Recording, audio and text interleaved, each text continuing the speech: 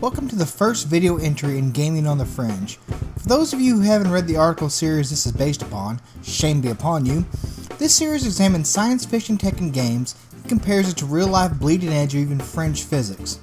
To start off this series, I thought I'd go back to what was probably the best article in this series, and one of a trilogy of examinations of scientifically plausible faster-than-light devices. Let's go through the wormhole and take a look at the portal gun. This game wouldn't be Portal without the ability to make portals, and it does so with the obviously named portal gun. This device, once at full strength, allows the user to make two connecting portals. While they are differentiated by color, you can enter either one to exit out the opposite. Training sections make sure you know that all momentum and inertia are unaffected by going through a portal. In fact, a good amount of the puzzles actually rely upon this. There's no limit to the amount of times portals can be used or how many times you can fire them at another surface, but you must have two portals out in order to travel. You can even set up a portal on the floor and ceiling to have an infinite falling loop, though in the game this is just a way to kill time. Unlike many portals in fiction, you can bounce up against the side of the portal with no ill effects, such as being cut in half. I'm not sure how that actually works, but it does save a whole lot of frustration during the game. This isn't to say that the gun has no limitations. Portals can only be made on surfaces prepared with a suitable covering. The game mentions most of the walls you can shoot portals onto have been painted with the paint containing moon dust, but it never states that the portals can only be made on substances with moon dust, or if there's any other kind of suitable landing zone. If you fire a portal at a surface that doesn't have the appropriate coating, it just splashes off.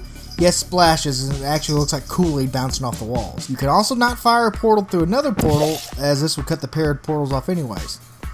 The guns do fire out rather fast, speeding up the farther they travel, though travel between the portals themselves is instantaneous. The last point I want to get to is Portal 2's final boss battle, and one of the finest examples of scientific accuracy in gaming. As mentioned earlier, moon dust allows portals to be used upon it. During the final battle against Wheatley, you fire a portal at the moon. If anywhere is going to have a bunch of moon dust, it's going to be the moon. The portal actually takes time to get there, allowing for distance and the light speed limit. In physics, nothing can travel faster than light, 186,000 miles per second in a vacuum, and the portal actually has to travel a bit slower than light speed to reach the moon. Now the moon's not too far away, but once the portal opening reached the moon, the portal device proved to be a faster than light mode of transportation, as it instantly transported anything through the portal to the moon. Interestingly, the game notes that the moon is a near vacuum, and as such, the portals act as a vacuum sucking up Wheatley. Too many examples of portals or wormholes in media seem to forget that places like the moon or space are vacuums, but Portal 2 gets this absolutely right. Portal may be one of the most famous uses of eponymous portals in games, but could such a thing exist in real life? Now we get to go through the wormhole. Now, a wormhole is a theoretical construct where a hole in space-time is connected to another hole in space-time to the higher dimensions. While some scientists refer to these higher dimensions as hyperspace, many refer to them as a bulk, to avoid comparisons to the hyperspace of classic science fiction. Now, when I say higher dimensions, I don't mean things like alternate universes or alternate dimensions. Don't worry, that's another video. I mean spatial dimensions beyond the standard height, width, and depth. Our universe is mostly fourth dimensional, as time is the extra dimension. Most higher physics theories accept that there can be up to 7 more dimensions. Wormholes were actually originally envisioned by Albert Einstein himself as a thought experiment. The experiment is based upon recent investigations into the possibility of black holes that general relativity allowed. Him and his student Nathan Rosen demonstrated that following the lines of a black hole, it might be possible to connect two separate areas of space-time, linking vast distances via a very short hole. However, the actual term wormhole was coined by physicist John Archibald Wheeler in 1957. He used the now famous analogy of a worm and an apple. Imagine that a worm is crawling on the outside of an apple.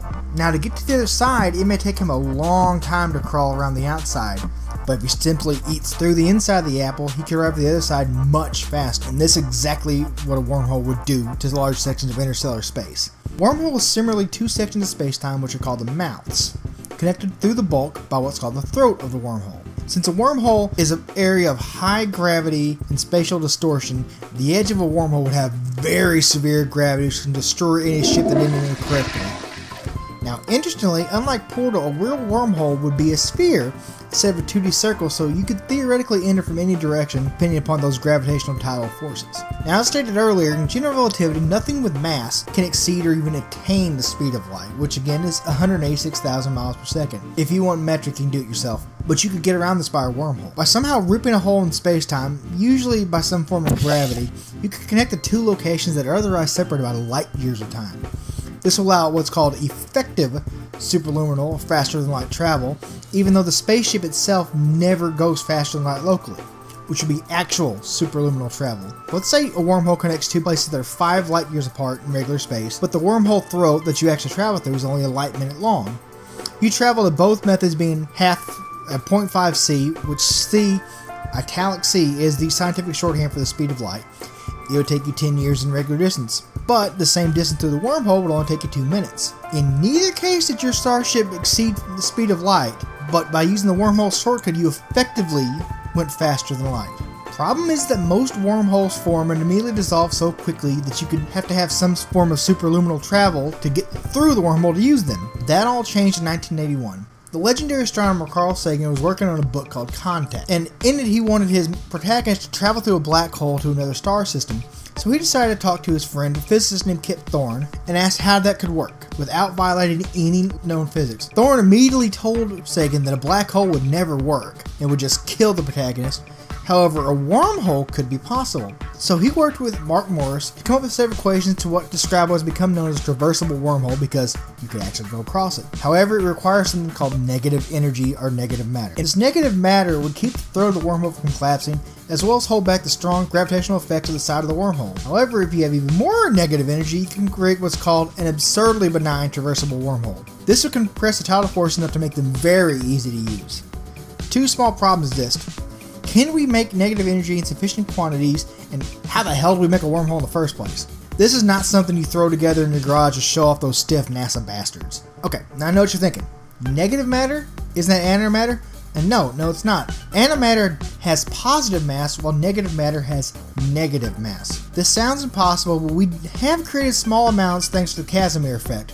Now, negative matter would do some weird things if you had a lot of it. For example, it'd be anti-gravity, and if you pushed it in a direction, it would go the opposite direction you pushed it. You would need a lot for the wormhole, but that's part of the engineering hurdle to do this.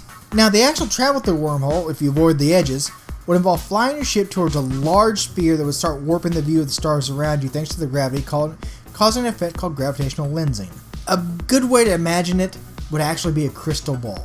You could kind of see things through it, but it'd be distorted.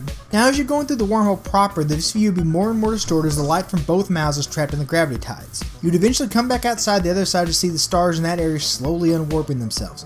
It'd be one hell of a trip, to say the very least. And it's also somewhat close to what Portal describes as you see the opposite end through wormhole.